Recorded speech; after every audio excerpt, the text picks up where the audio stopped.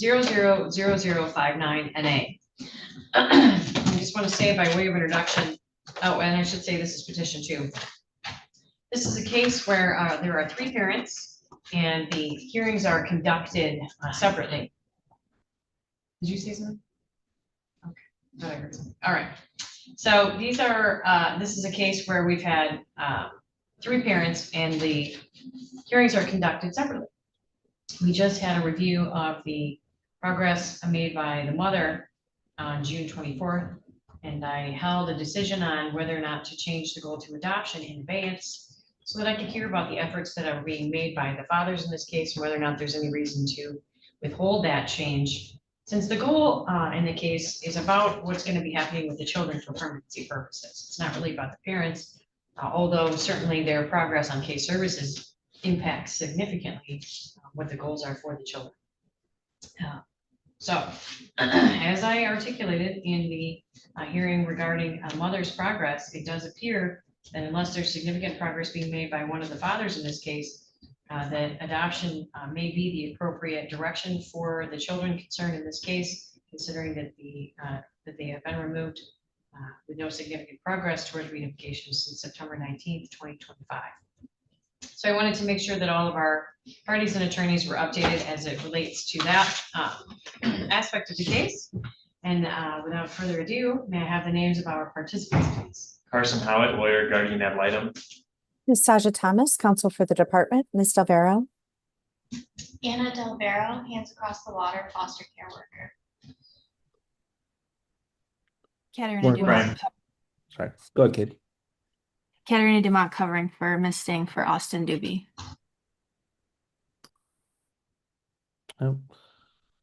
William Amadeo, P76194. And I thought I was covering for Miss Stang for Austin Doobie, but I guess Katie and I got the same email. I could leave the proceedings. It's up to you. Is that okay with you, Your Honor? I'll exit.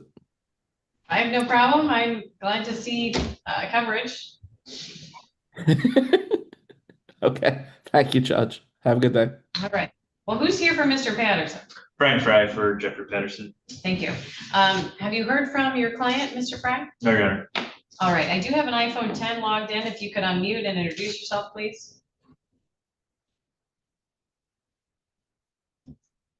Okay. Hi, this is Abby, the caregiver. Sorry. Okay, caregiver, I think I heard there. So thank you for that. Yes. All right, very good. So we do not have Mr. Patterson or Mr. Doobie present with us on Zoom or in the courtroom at the current time. Deputy Fleener, would you check the hallway for Austin Doobie and Jeffrey Patterson? Yeah. It's 11:07. The hearing was scheduled for 11 a.m. If they are to join us, then I'll be happy to let them in to participate at whatever point they are able to join us. Ms. Dumont, do you know whether or not Ms. Stang has heard from her client? No, Your Honor, she's indicated to me that she's attempted to reach out, but has not heard anything back. All right. Well, nobody in the hallway, ma'am. Thanks for checking. Deputy Fleener's confirmed also that there's nobody in the hallway. As I said, if they are able to make it, then we'll certainly allow them to participate. Otherwise, we're going to get started. Any other opening comments from our attorneys before we go to Mr. Howitt for his comments? No, Your Honor. No, Your Honor. No, Your Honor. Thank you. Mr. Howitt, your report? Yes, I was able to meet with the oldest in my office with his placement on June 8th, 2026.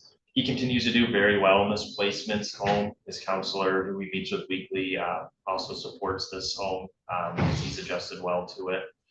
Placement reports that he continues to make progress in social settings. At first, when he would go out to, they would go out to like extended family events, it would take him really days to open up and come out of his shell. But just recently they had an example where they went to a graduation party and it took him just a few minutes to go and start playing with some of the other kids.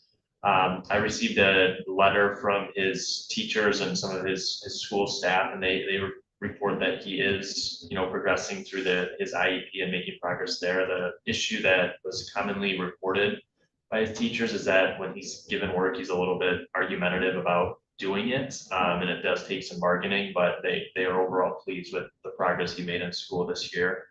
When meeting with the oldest, he's very apathetic to visits with his siblings and really doesn't look forward to them. But he really would not discuss his father.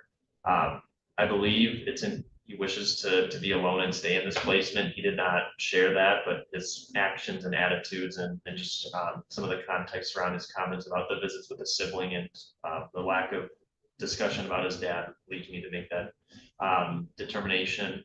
But I do believe it's in his best interest to remain in this placement. I believe that the goal change would be appropriate to either adoption, and I know the department has proposed guardianship, but from reviewing the court report for Mr. Patterson, it does not appear like much progress has been made.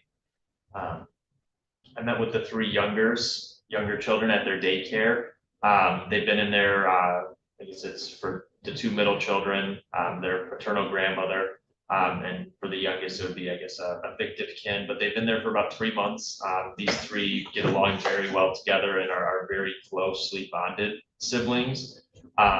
And the grandma has been able to provide them with attention, structure, and really appropriate discipline that all the three children needed. I witnessed an example when the oldest of these three, so the second oldest of the whole sibling group, who does struggle behaviorally when he was being picked up from daycare, the grandma was able to redirect him very quickly from going outside and keep him attentive to what they were doing and, gathering their belongings and everything without any meltdown or anything like that. So it is apparent to me that they're doing well here and that grandma is able to care for them and meet their needs at this time. I do believe it's in their best interest to remain here. And again, with Mr. Patterson, who's the father of the youngest, and Mr. Doobie for the father of the two middle children, it does not appear like a ton of progress has been made. So I do believe a goal change would be appropriate. None of these three children share their wishes due to their age. Thank you. Thank you. Do you know whether or not the placements that the children are in are available for permanency? Yes, I believe both of the placements would be available. Right. Testimony today, Ms. Thomas? Thank you, Your Honor. I'll call Ms. Silvero to provide her report as relates to Mr. Doobie and Mr. Patterson, please. Silvero, come on up for a witness stand. You solemnly swear or affirm to tell the truth, the whole truth, nothing but the truth, so help you God. I do.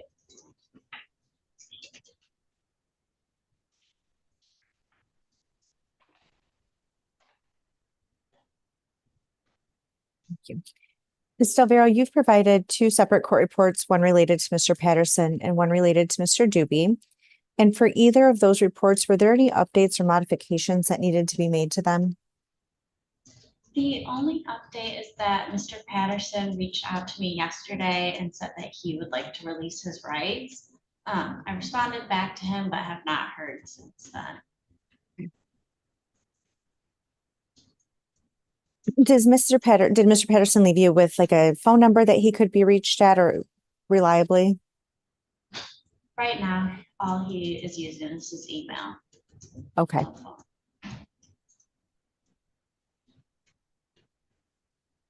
Sorry, just going to update my notes real quick. Okay. And then to clarify, Mr. Doobie has not seen the children since the end of March. Is that accurate? Yes. Okay. And then Mr. Patterson, he had one parenting time in May, but since has not had any parenting time in June. Is that accurate? Yes. Okay. And so that's going on almost 2 months that Mr. Patterson has not seen his children. Yes. Okay. To the best of your knowledge, are either Mr. Patterson or Mr. Doobie engaged in any services right now? No. Can you briefly identify the barriers to reunification for both Mr. Patterson and Mr. Doobie? Yes. Mr. Patterson was supposed to start parenting classes and never went. He was told that he had to reach out to them to reschedule. He was scheduled for a psychological exam 3 times and never attended. as of now, he's not doing any services. Mr. Patterson, he also is scheduled to start parenting classes and missed the first day and has not reached out to them. And he's not been drug testing since I can't get in contact with him and he doesn't have a last known address. During this review period, has there been any concern about criminality related to Mr. Patterson or Mr. Doobie? Yes, Mr. Patterson was arrested. Do you know what he was arrested for? Home invasion and a drug possession charge. And do you know what the drug possession charge was, what drug that was for? Methamphetamines. And historically, Mr. Doobie has struggled, not Mr. Patterson, but Mr. Doobie has struggled with substance use. Is that correct? Correct. And to the best of your knowledge, has he engaged in any services to help him address that substance abuse concern? No.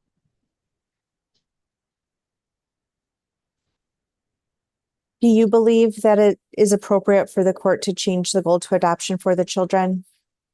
Yes. I believe earlier, or maybe even in the reports, the original recommendation from the agency was guardianship. Have you had an opportunity to reconsider that recommendation?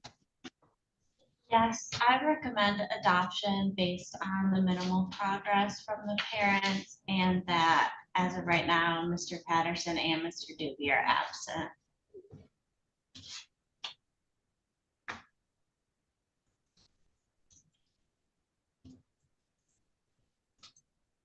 As it relates to the children's well-being, is there any, are there any other updates outside of what Mr. Howitt has provided that you'd like the court to know?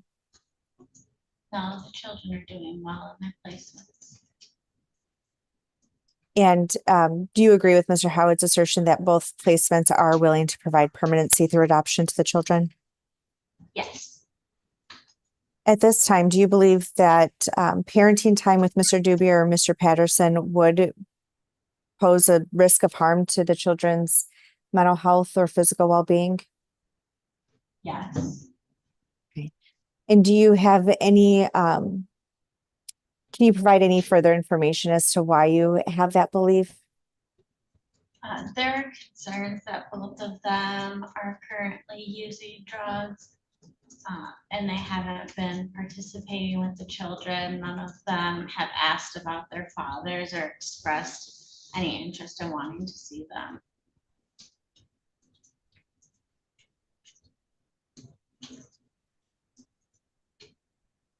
At this time for both the oldest child and then the three younger children, are they in home environments in which a routine and schedule is really important and is followed regularly for them?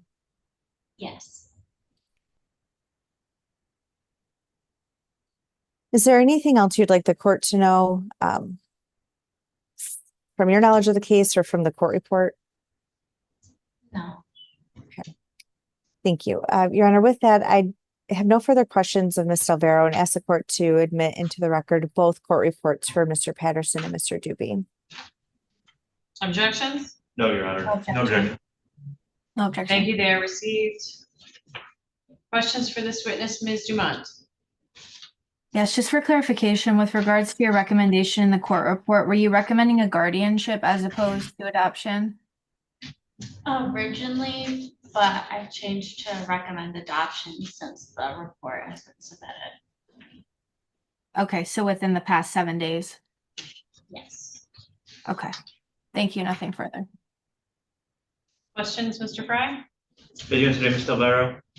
Good, how are you? Okay, so does my client, Mr. Patterson, have any set parenting time schedule right now? Not currently. Okay, so how does he go about getting parenting time? He had set parenting times on Fridays, but due to him not confirming and not attending, they were suspended. And I've talked to him about needing to reach out to Brene and Janice if he'd like to restart those parenting times. He didn't have a phone, correct? He did at one point. He hasn't used that number in a little bit. It's been off of email. How often have you been in contact with him? He has emailed me a few times in the past couple weeks. But just email communication, no phone calls? Correct. Okay. Is he involved in any other services? No. Has he been?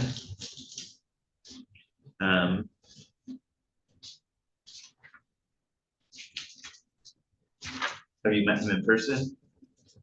I have not seen him since April or May. He hasn't provided me an address to meet him or responded to set up the time to meet. It looked like when you made your report, it looks like you recommended that my client's therapeutic visitations should continue, but be decreased to 1 hour per week. Is that true? That was based on the recommendation of the therapeutic provider. And they did decrease them, and then he stopped confirming and attending the parenting time. Well, that was in your report, and it's only been, hasn't been very long since your report, right? It's been a week since it was. Okay, so there couldn't have been very many visits that would have been scheduled during that time frame.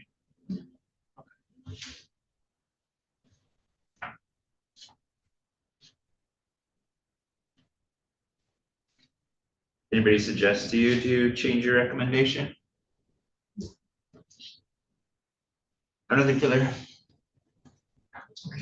Questions, Mr. Howitt? Just briefly, are you aware if either Mr. Patterson or Mr. Doobie have appropriate housing at this point?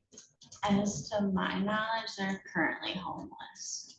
Do they have transportation? I believe Mr. Doobie does. And when was the last time Mr. Doobie attended a visit with Ms. Renee Moore? It was in March. And how about Mr. Patterson? When was the last visit he had? He attended one visit towards the beginning of May. And are you aware if Mr. Patterson is just not confirming the visitation at this point, or Correct. nothing? Thank you. Any redirect? I have none, Your Honor. Thank you. Any recross, Ms. Dumont? No, Your Honor, thank you. Mr. Fry? Okay. Thank you for your testimony. Anyone else you'd like us to hear from, Ms. Thomas? No, Your Honor. Thank you. Witnesses today, Ms. Dumont? No witnesses, Your Honor. Mr. Fry? No witnesses. Mr. Howard? No, Your Honor. Comments in closing, beginning with Ms. Thomas? Thank you, Your Honor. Your Honor, when this case first started, one of the main concerns for the parents were obviously their parenting skills. There were concerns about just the general stabilization of particularly the fathers as it relates to employment, housing, transportation, and substance use for Mr. Doobie. And I think at this juncture, there is clear grounds that Mr. Doobie has effectively legally abandoned the children by failing to even participate in parenting time since March 25th, I believe was the last time. And as relates to Mr. Patterson, he is also tracking on that route where he has not seen his children for nearly 6 or 7 weeks. I think it is appropriate at this time to ask the court to formally change the goal to adoption. The children do not have parents with whom they can have a relationship that would be supportive of their well-being. They're in relative placements, and although that typically would weigh against termination and the goal of adoption, the age of the young children, the lack of the engagement from the parents, I think all of those things lend itself for the court to order the agency to file a termination petition and change the goal to adoption. I think it would be appropriate also to formally suspend parenting time. Neither of the parents are taking advantage of the therapeutic parenting time that's being offered by Ms. Moore. They have the ability to have parenting time. They failed to confirm that and to engage in it. And so at this time, I think that reintroduction of the parents would be harmful to the children, especially if they're not asking for them and they have stabilized placements with routines in place that would really be disruptive to them. So we would ask that the next hearing be a combined review hearing, permanency planning hearing, and termination hearing. Thank you. Comments, Ms. Dumont? Yes, Your Honor, I talked with Ms. Sting, who said she attempted to reach out to her client at this point and would just like to take no position as she hasn't been successfully able to communicate with him. Mr. Pratt? Yeah, Your Honor, my client obviously isn't here. I have no position. Leave it in the court's discretion. Mr. Howard? Yes, Your Honor, I do think adoption at this point would be appropriate in the children's best interest. And I would agree that this would be an appropriate time to suspend parenting time for the two fathers who have been absent for the last few months. Thank you. Court finds all interested parties are given notice for purposes of today's review and permanency planning hearing. I have already made the findings as it relates to the mother, which is in short that although engaged in services, she's been unable to demonstrate any benefit or to change the characterization of the parent-child bond from something that is continues to be a detriment to the children rather than a support. I re-summarize that as I look at whether or not to change the goal to adoption or juvenile guardianship, and adoption would have to be ruled out in order to reach juvenile guardianship. And as Ms. Thomas articulated on the record, I do that, and the court is able to do that in cases where the parent-child bond is something that would support the children moving forward. So in other words, for example, in a case where the parents may not be effectively engaged in rehabilitation services, if the visitation is demonstrating a bond that is a supporting factor for the children or child, that the court would consider juvenile guardianship in order to preserve the parental rights and the opportunity for visitation and support in a juvenile guardianship. In this case, as the court articulated during the first piece of the review hearing on all three parents, the bond between the children and the parents, Ms. Double, unfortunately, is one characterized by continuing chronification of the oldest child and neglect and really parenting techniques that are creating additional trauma for the children despite her best efforts. And that's in large part a response to her own trauma that's been unresolved. She's been unable to really implement many of the things that are necessary in order to show benefit from the services that she's in. As it relates to these two parents, neither of them are able also to give the court any reason to rule out adoption, given their lack of engagement in services around many of the dangerous issues that required the court to intervene in the first place on behalf of the children, which is the unresolved substance abuse, criminality, general unreliability, as it relates to appropriate housing, employment, or support to the children. At this point, certainly Mr. Austin Doobie is not visiting, hasn't visited since March. And Mr. Patterson appears to also be falling away from even visiting with his children.